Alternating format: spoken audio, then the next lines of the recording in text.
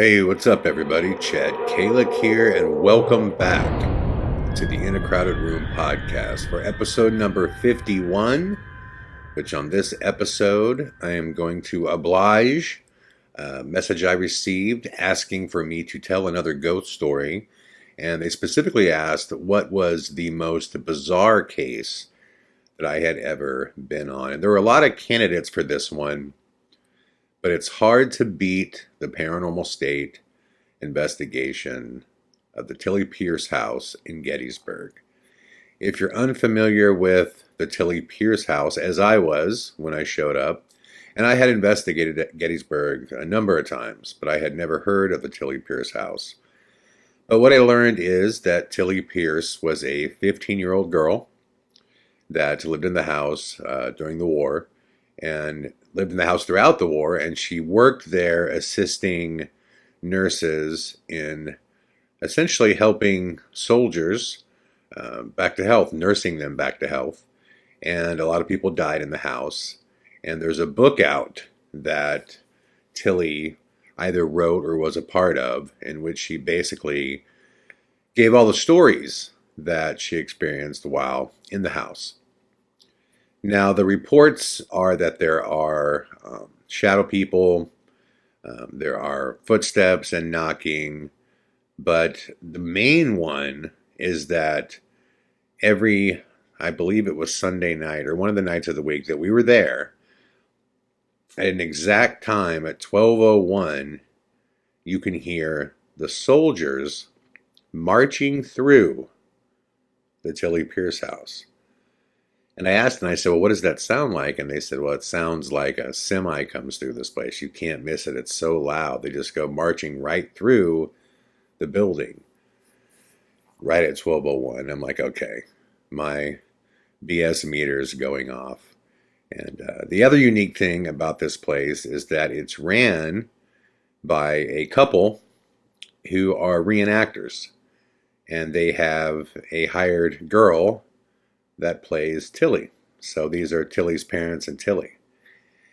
And when I showed up, I was under the impression that we would be interviewing these people as who they really were.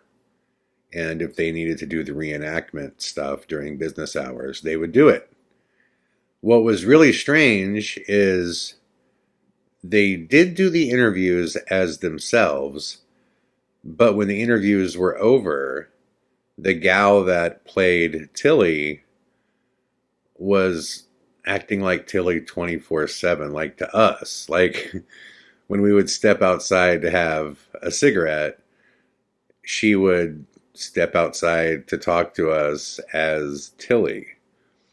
And I remember watching her interview, and Ryan was interviewing her, and he was like, so you play Tillie? And she's like, I am Tillie. And he's like, well, I understand, but you portray Tillie here. And she's like, I am Tillie Pierce. And it was this really awkward moment where everyone's kind of sitting around going, okay, so how do we move forward? We just have to pretend you're different people 24/7. So she was a unique girl. And then the girl that played the mother or portrayed the mother, she was kind of distant to the whole thing. I got my first impression of her, the mother this is, was that she didn't want us there, that she didn't like it. Now, my impression of her would later change, and I'll fill you in on that later on. But I just felt like she doesn't want us here. She just seemed that way. And the gentleman that played Tillie's father, he seemed to be someone who just enjoyed acting a lot. He really liked portraying this character. And he seemed somewhat distant from his wife and the girl that played Tillie. So right away, it was a really just unique dynamic where half the time you didn't know if they were in character or they weren't in character. And they dressed the part 24/7. So like even in off business hours, they were dressed like the Pierces. It was super bizarre. and it created a really weird vibe around them at all times. And that was one thing that I was not prepared for going in. And there would also be a guest investigator that would come along for day 2. His name was John Sable, and I'll get to John in a second as well. But the first night of the investigation, we all decide we're just going to take it as we usually do any other place. We're told that nothing ever happens in Tillie Pierce's room, which I found to be fascinating. I'm like, wow, so this whole place is haunted, but nothing happens in this one room that happens to be Tillie Pierce's. And they said, no, nothing ever happens in Tillie Pierce's room. So, fair enough. We heard activity happens on the main floor a lot, and there's a basement where things go down all the time. And get ready, because this place is crazy haunted. And the following night at 12:01 was supposedly when the soldiers were going to go marching through the house at 12:01 midnight. So the first night we just did a normal dead time, set up the cameras, set up everything the way we typically do, ran through the investigation. You know, we were very, very excited for the investigation because we had heard so much about this activity. That's constant. It's constant. And absolutely nothing happened. And when I say nothing happened, I mean nothing happened. You could have heard a pin drop throughout the place. We did everything from asking politely to provoking the heck out of that place. I mean, we did everything and nothing happened. So I started wondering why. And that night before I went to bed, I remember thinking, I asked earlier if any other ghost hunting show or anything like that had ever been through the place. And they said no. And I was like, okay, well, if I were Tillie Pierce and a big group of people came in like we're doing and set up cameras and everything, you know, where would I retreat to? And the answer was I would go to her room, the one place that we were told nothing ever happens, because she would know we're not going to be there. And we weren't. We didn't go in Tillie's room that night at all, because again, we were told nothing happens there. So the second day comes and a lot of things go down right away. First and foremost, we have a discussion about the investigation that night. And what we decided is that Ryan and I were going to actually spend that night's investigation in the Tillie Pierce room, based on this theory that I had. Since we struck out everywhere else the night before, we thought, why not? Let's just try this and see what happens. And it was my firm belief that that's, you know, if she was there and we came in, you know, with a massive group with guns blazing, paranormally speaking, then she would hide. And she would hide in the place that she felt the safest, being her room. So we agreed upon that. But before we ever got to that investigation, we met an investigator named John Sable, who might be my favorite investigator on planet Earth, just because he's so out there. He's so into what he does, and I love that. And I love that about him. He's so passionate about his beliefs, in which I agree with very little that he believes. But I just loved his energy. He seemed like this older hippie type of guy, and basically his thing was reenactments. He believed that if you reenacted the time period, that would actually create manifestations. And that was like his favorite word, manifestation. He used that word more than any human being I've ever been around. But he believed that we should all get dressed up like the Pierces in, the war regalia of that time. We should all dress that way, and that we should do an imitation of the war. We should recreate the war. And I could see that everybody's getting excited about this. And I'm not. And the reason I'm not is I just, first off, I didn't sign up to clown around. And this would involve me putting on an outfit of that era. And I could tell you right now, nowhere in that house do they have, Civil War clothing that is going to fit at that time a 320-pound man, which I'd like to point out that I am now 265 pounds. But I was, I just knew, not that I was ever a guy that was too worried about how I look on camera. I think it's different when you're a guy versus a girl. The girls always were more concerned with their hair and makeup and all that stuff. And I'm a big dude, and I just know that. So I was never overtly concerned with if the camera adds 10 pounds on me or not.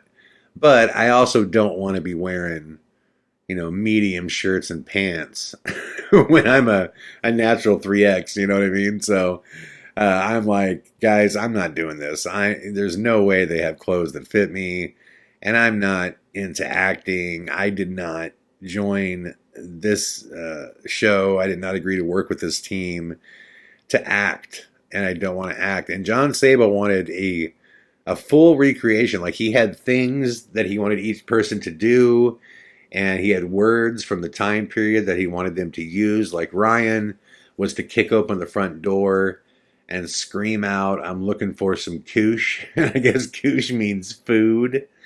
And the whole thing would start with somebody would yell, "They cracked the ball, they cracked the ball." And that would mean that they were firing cannonballs at them. And I'm the only one that's not into this. Everybody else is incredibly into this. And I can't really figure that part out, but everyone's into it. So I say, listen, I've never done it before, but I know how it works. So I'll just watch the CCTV cams, put me at HQ. You guys can dress up and do the recreation thing. And Ryan decides that he's all in. He's all in, and he's so in that he wants to take a little bit of the production budget and rent a massive PA system. And over this PA system, he wants to download the sounds of war from the Civil War era, okay? So we're talking cannonballs, firing, blasting, buildings blowing up, fire raging, people screaming. He wants to do all of this and just crank it all the way up, past 10 to 11. He wants to set these speakers up outside the building and just blast volume of this so it feels real. And everyone agrees. And again, I'm completely blown away that production, everyone has agreed, because I know right away, this is going to happen in hours. There's no way we're getting a permit from the city for an outdoor, the volume of this thing is going to be incredibly loud. We would have to have a permit. So we're just going to do it without a permit. They're just going to do it. And I am blown away by the fact that this is all going on, but I am so excited to see it all go on. I'm incredibly stoked because I'm just this is going to be absolute madness. This whole thing is going to be madness. So it's bizarre. Yeah, it's a bizarre setting. So everyone kind of says break. I could see that John Sable is just stoked. He's so freaking happy. It was he's his idea was taken and they ran with it. He was really pumped up. So I am across the street calling Justin, and I'm filling him in about it when they first test the PA system. And oh my God, they only tested it for a few seconds because they just wanted to see that it worked. And this thing was concert level loud. It was so loud. I just remember thinking, when this thing goes off, this neighborhood is going to come alive. It is going to lose its mind. And I told Justin, I was on the phone, and say, listen, I got to call you back. You won't believe what we're fixing to do here, but this is crazy. It's awesome, man, but it's crazy. So I go inside, And they decide, okay, we're going to do this. And we do it. And I'm sitting inside behind HQ, and they fire up this PA, and my God, the walls are shaking. Things on the table are shaking and falling off the table. It sounds like the worst war you've ever heard in your life. And it is going off at ungodly decibel levels. I am floored. I am floored by what is going on. And I hear Ryan kick open the front door and just screams out, "I'm looking for some koosh." And I just lose it. I'm laughing so hard. And they're all running up and down the stairs, and they've all got their parts they're playing, and they're all looking for soldiers that were hiding, that were the enemy. And it's just, this whole thing is like, going on. And I'm thinking the whole time, I could watch the CCTV cameras, but everything's contaminated and everyone's running around. I don't even know what I could possibly see on here unless something decides to just float. I don't know what's going on. So, we do all of it. We get done, and they decide they're going to do a second pass. And I kind of explained that, I don't really need to be sitting behind the CCTV cameras because they're recording, and I'm not going to go, running anywhere because I'm not in uniform. So I'll just chill outside while they do the second round because it's so loud. It's so loud in there. It is literally eardrum popping, take your hearing away loud. And they say, okay. So they shoot another pass through of this. And I'm standing there. And exactly what I thought was going to happen happened. Cars are stopped. People are outside of their houses, outside of stores. And they're just screaming at the Tillie Pierce House. There's this one older, he was a Chinese guy. He came out and he's screaming, "What the fuck are you doing?" He's just screaming, "Shut it off, shut it off." The whole neighborhood is. People are running and they're surrounding the house and all this stuff. And eventually, obviously a cop pulls up and the whole thing got shut down. And I'm not sure who talked to the police officer, but they ultimately talked their way out of it. They just said, "Listen, we didn't know." They played dumb, kind of backing up the whole "it's better to ask for forgiveness than permission" policy. But they run through all this, and according to John Sable, if it doesn't make paranormal things happen immediately, it should essentially supercharge the house, basically. Again, not a theory I believe in, but we're trying new things. And that is one thing that I liked about Paranormal State, is that they did, push the bar and try really new things. Even if you don't believe them, the Gonsfeld is one of them that they tried that a lot of people use now. So,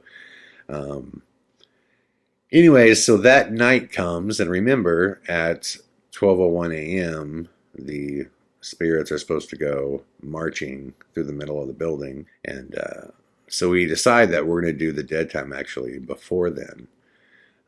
So we do a fairly early dead time, around 10 o'clock. So we start the dead time, and Ryan and I are in Tillie's room, and everybody else is placed in different rooms throughout the building. And immediately,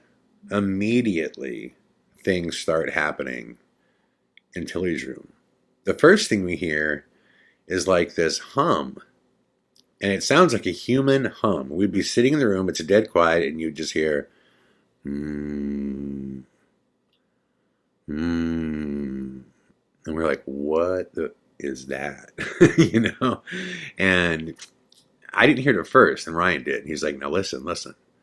We'd wait.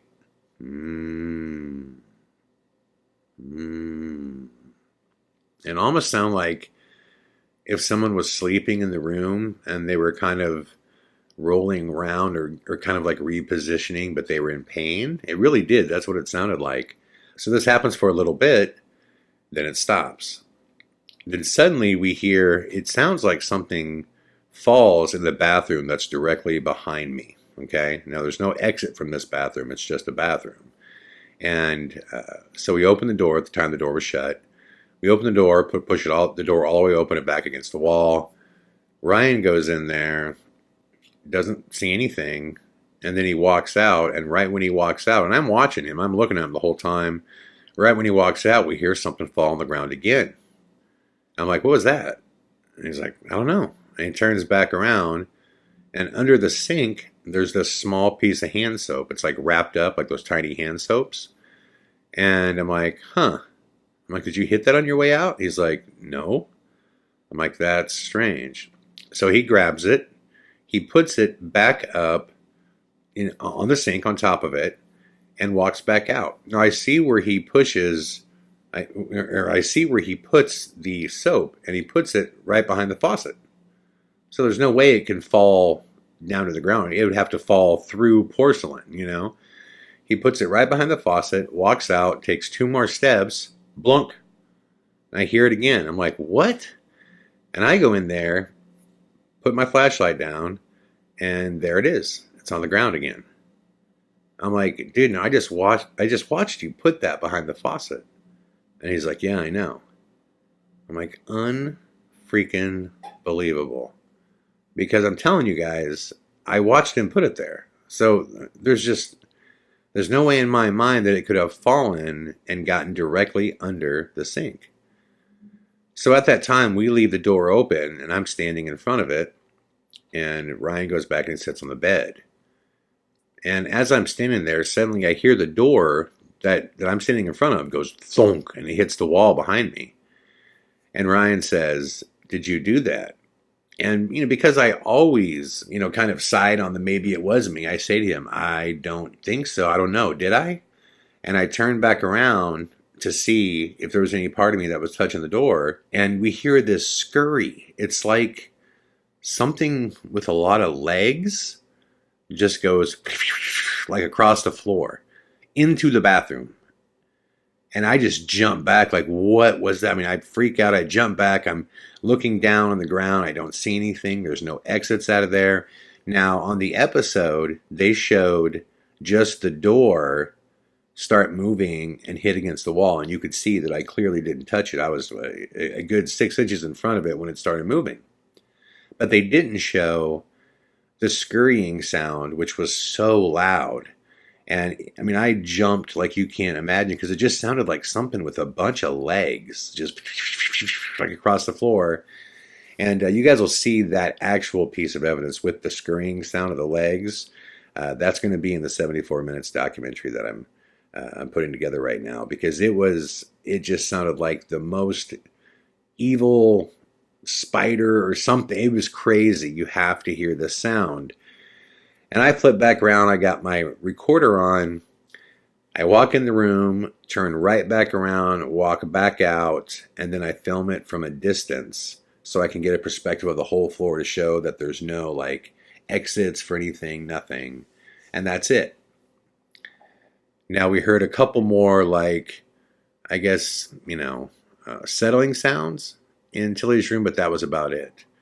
And that's all we heard for the night. So we wrapped up at about 11 o'clock, I believe it was. The lights are on. We're all hanging out in this the back room. And we're all, just chilling, waiting for this sound to happen of people marching through the building.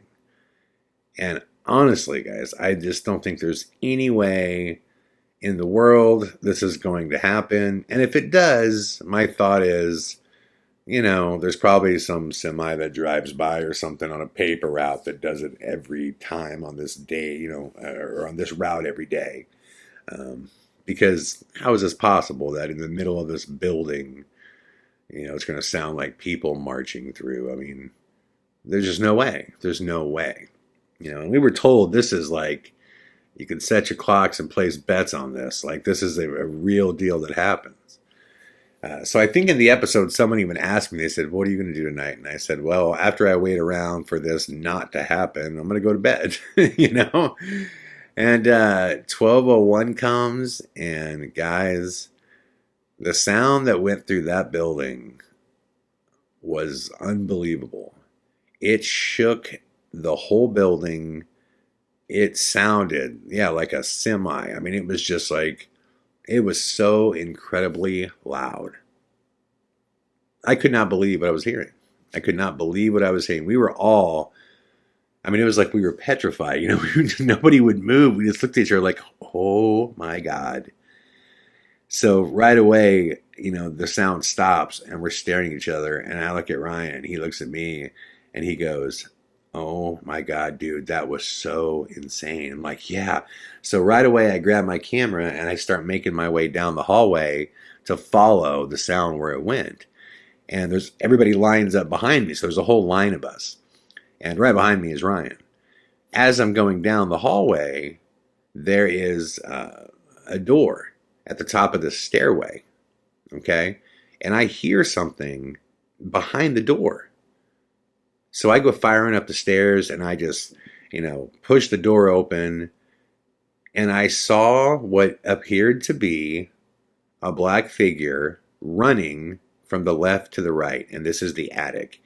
Now, there was a window on the left side where this could have absolutely been like some kind of shadow from a car driving by and headlamps. I had never been in the attic. I don't know what's normal, what's not. It happened fast, and I was totally amped up from the sound of people like ripping down the middle of the whole building a few seconds earlier. So this could have not been a person running past, but that's what it looked like to me. And it happened quick, but it scared me so bad. And when it happened, it was so close to me. It was like a foot away from me. I jumped backwards and just smashed into Ryan. And he's got a whole bunch of people behind him. And everybody's on the stairwell.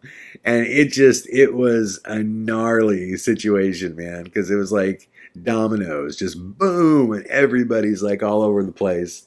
And I'm like, oh, geez, I'm sorry, guys. I'm sorry. So we all kind of break up and we decide we're going to spend a little more time in the attic. And a couple people go to bed. And Ryan and I decide that we're going to stay up. And I can't remember who joined us. There was somebody else with us. But the mother that plays Mama Tillie, she was there.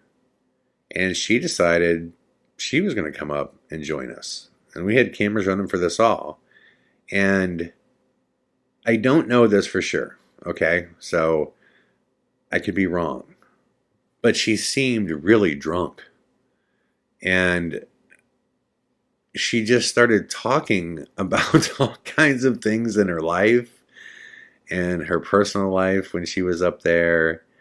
And she seemed just really upset. And I remember at the end of it, it did not feel like a ghost hunt. It felt like a therapy session. And I remember thinking, this is the perfect way to end our last ghost hunt here. The perfect way. Oh, so we wrapped it up and the morning comes, and I can't wait to go over the evidence that we captured in the bathroom. And, everything that we experienced, we captured either visually or audibly. I mean, it was crazy.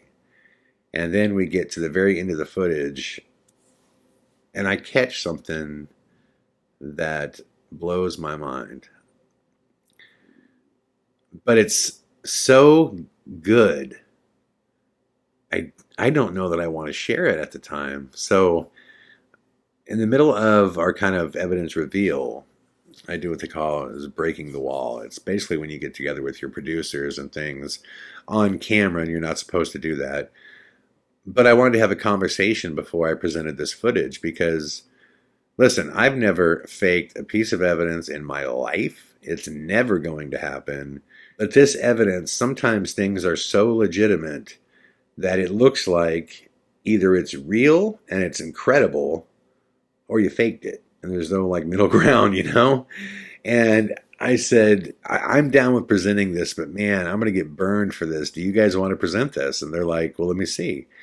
And it was unbelievable footage of apportation. It was the first time I had ever captured this. And what I mean by apportation is something simply disappears from one area and reappears in the other area. So this is what happened. When I went into the bathroom, I'm holding my camera in my left hand, in which I pan to the right, and then immediately, not even a second later, I pan back to the left as I'm leaving the bathroom. Well, when I pan to the right, you see this soap bottle on the left side of the faucet. And then when I pan back to leave, you see the soap bottle on the right side of the faucet. And this happened within a second. Okay? Clearly, I didn't touch it. You can't hear it move. There's no volume of it moving, nothing. It's just like, whoosh, whoosh. It's there, it moves. And it's like, oh my God. I don't even know how you would fake it unless you did it like CGI. It was just incredible. And I'm like, people are going to think I faked this because it's just so mind-blowing, you know? But when it came down to it, I was just like, you know what, dude? Your whole life, you've never cared what people think as long as you know the facts. So you know what? You got to present it. You captured it. And it's everything that a believer wants to see. And it's everything that a skeptic wants to see as well, because they just want to say you're a liar, you know? So knowing that it wasn't CGI and knowing that that's the only way this could have been created, I was like, you know what? Let's put it out there, man, because that is an amazing piece of evidence. And to this day, it's one of my favorite pieces of evidence that I've ever captured. So I was incredibly stoked. The evidence was golden there. We definitely found the place to be incredibly haunted. I would urge all of you to go to the Tillie Pierce House in Gettysburg. We had a wild time there. If the same people are there doing the reenactments, tell them Chad said hello. Like I said, they were all very unique people, but I enjoyed the bizarreness of the entire experience. Just everything about this case was incredibly strange, and the place is wildly haunted. It was truly something special. And I remember the second time when I went outside and they were doing the reenactment, and John Sable was so stoked, and he was just running around watching all this, happy as can be. And I'm listening to the bombs go off on the PA, and I'm watching people scream across the street, "What are you doing? Shut it off!" And I'm listening to Ryan scream all these words from that time period, and everybody's dressed out in their different garb. And I remember standing there, and I just said to Justin, man, I am so glad I decided to follow my own path in life because there's not a better job in the world than the one that I have right now. And that's what was special about Paranormal State. It was just a wild ride, man. It was a wild, wild ride. And with that, thank you, my friends, for listening to episode number 51 of the In a Crowded Room podcast. I'll be back tomorrow with more. All the best.